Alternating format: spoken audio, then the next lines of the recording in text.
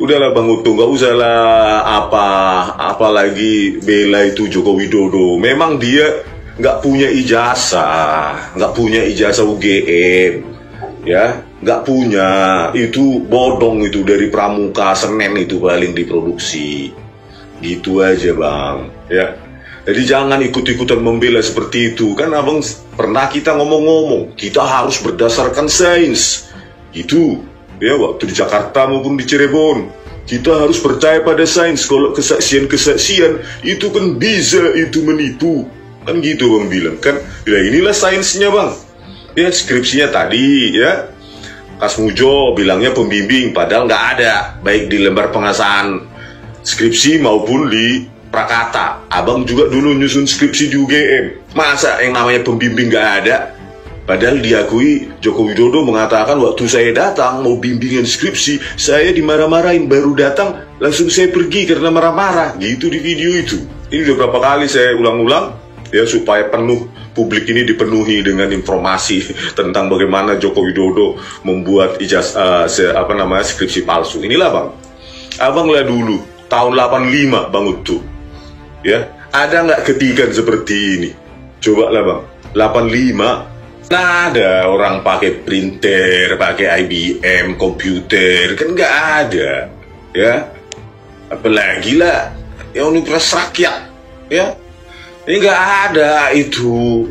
Kalaupun Joko Widodo mengaku dia pakai komputer IBM saat itu printer, hasilnya ya nggak begini, ya dot matrix. Masih begini hasilnya, ini dot matrix ini Bang. Tahun 85, inilah printer yang setara buatan Jepang saat itu, dot matrix printer Japan. 1985 Star Micronics ini dibuat ya, belum nyampe ke Indonesia ini. Saat itu, inilah apa ya, printernya kualitasnya, kan mesin ketiknya saat itu, dot matrix ya. Bahkan tahun 90 pun belum keren. Belum sekeren yang ada di skripsi Joko Widodo yang masih begini.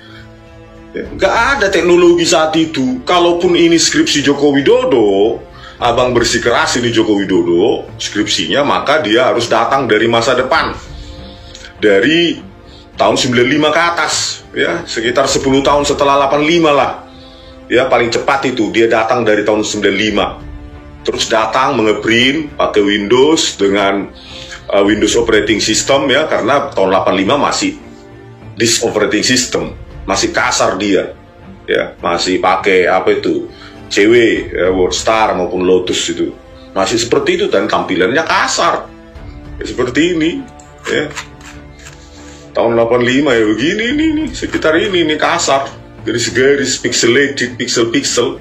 Jadi nggak ada teknologi seperti itu. Kalaupun ini bersikeras Abang mengatakan, Bang Uto mengatakan bahwa ini adalah memang benar skripsi Jokowi.